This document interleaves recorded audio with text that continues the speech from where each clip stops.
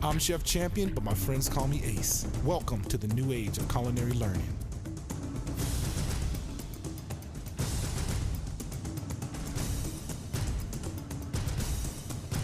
Cook like a champion on this great station. Welcome back. It's time for some dessert, you guys. I promised you I was gonna be making one of my award-winning bread pudding desserts. Now, bread pudding in Louisiana traditionally is a staple. Chocolate bread pudding, I don't think they've ever heard of it. And to make a butterscotch cream sauce, totally unique. The story of that is, what they used to do in Louisiana is they take all the end pieces of the bread and kind of shove them down underneath the table. And whenever the end pieces were full, then they would use that to make bread pudding. So super cheap. But we're trying to cook like a champion, so we're not gonna use day-old end pieces of bread. We're gonna actually use French bread. So the first thing we want to do is just give that a nice little mix. Always remember to mix the eggs first.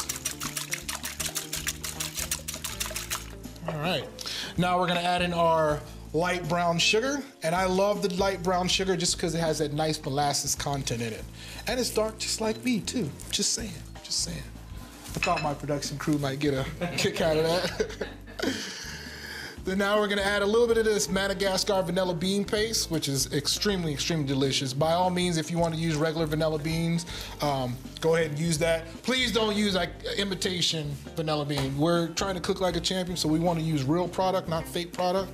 So I'm gonna hit that with just a little bit of nutmeg.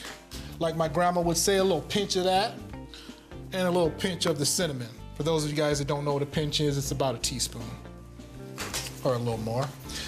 Because I want to make it chocolate, I'm gonna hit it with a little bit of cocoa, some chocolate chip morsels. And I know you guys, I cook with a lot of booze, I'm sorry, but man, if you ever had Kahlua liqueur, it is delicious. So, and for those of you guys that don't know, Kahlua works excellent with chocolate. So I'm gonna put about a tablespoon of that. So I know you guys always see me using all this booze in my recipes. Understand that's just my niche. It's just because I'm from Louisiana. By all means, the alcohol is totally optional. You don't have to put it in there. You can always substitute it with apple juice or something like that. I'm gonna give that a nice little mix.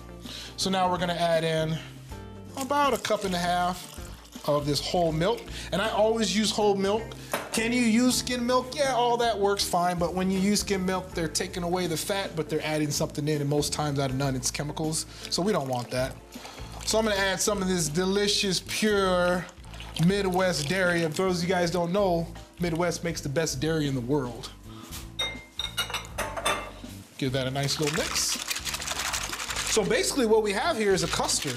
So if you guys said, I don't even want to make French toast anymore, what else can I make with that?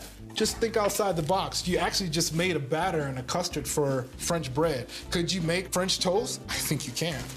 So what I want to do is just take a French bread loaf, and I made sure that this was a day old. So I'm just going to slice that right down the middle. And you guys understand and know that I'm using a different knife this time. This is actually a bread knife. Because it has a serrated edge, it slices the bread nice and cleanly. So you definitely don't want to be using that little bitty paring knife. I know there's somebody out there, raise your hand if you use that little bitty paring knife for 90% of what you do. Throw that away and get a real knife, let me tell you. So then I'm just gonna make cubes, so I'm just gonna make slices just like this. So now I'm gonna take that bread and add that right to my custard mix. So essentially what I'm doing is I'm soaking the bread into the custard. Make it nice and soft. And I'm gonna let this sit at room temperature for about 10 minutes or until the bread actually soaks up all of the liquid. So for right now, we're just gonna set that to the side.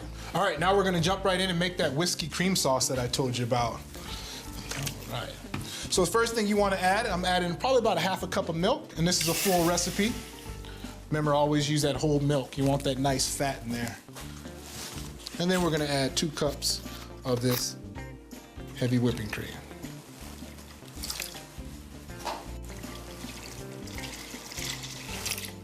And once that's in there, I'm gonna go ahead and add in my sugar.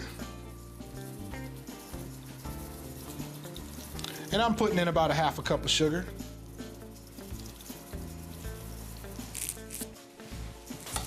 And I'm just gonna hit it with just a little bit of that Madagascar vanilla bean paste. About a little nub. Give that a nice little mix.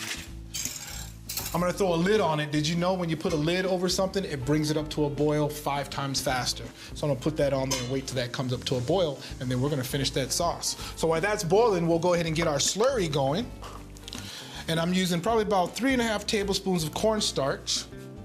And as you guys know, I am not a fan of water. Water is meant to be drinking. When you put it in food, it really just blands your food out. So you ever heard of a whiskey slurry? I know, I just invented that. So now you have one. When you're making your slurry, make sure it's nice and thick, and make sure that your liquid is kind of cold.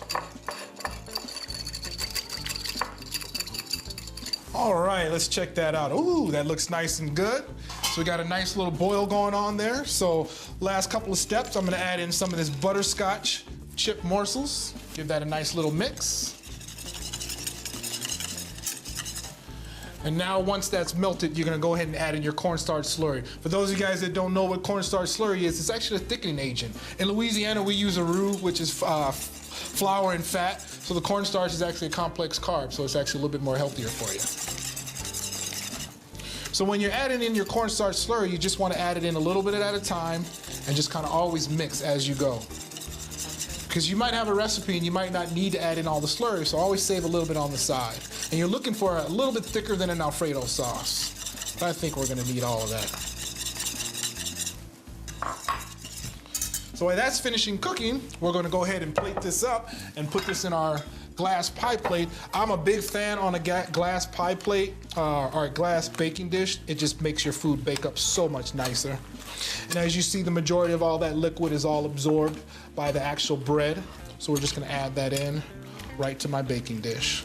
Oh yeah, look at all that nice chocolate. I can smell the Kahlua. I just wanna bite into it right now. You could bite into it, you could eat it. It's not that bad, but we're not gonna eat it. I'm actually gonna throw this in the oven real quick, and you're gonna wanna let this bake at 350 for probably about 55 to 60 minutes. We're always remembering when you pull it out the oven, let it set for about 20 minutes, and that way everything kind of settles in, okay? All right, we've let that sit for probably about 20 minutes. Make sure when you guys pull it out the oven, you guys let it sit for about 20 minutes so the carryover cooking is finished. So we'll check on our butterscotch whiskey sauce, which looks like we got the right consistency. Don't forget the most important part, good old Kessler's. So we'll just add in, let's say about, I don't know, just say a little bit, I'm sorry. You guys know how I roll. That was probably about a 1/4 cup. You guys remember, don't get carried away when you make this at home. I know in Wisconsin, y'all like to drink the booze a little bit, but you definitely, this is a dessert sauce. You don't want this to taste like a shot, or do you?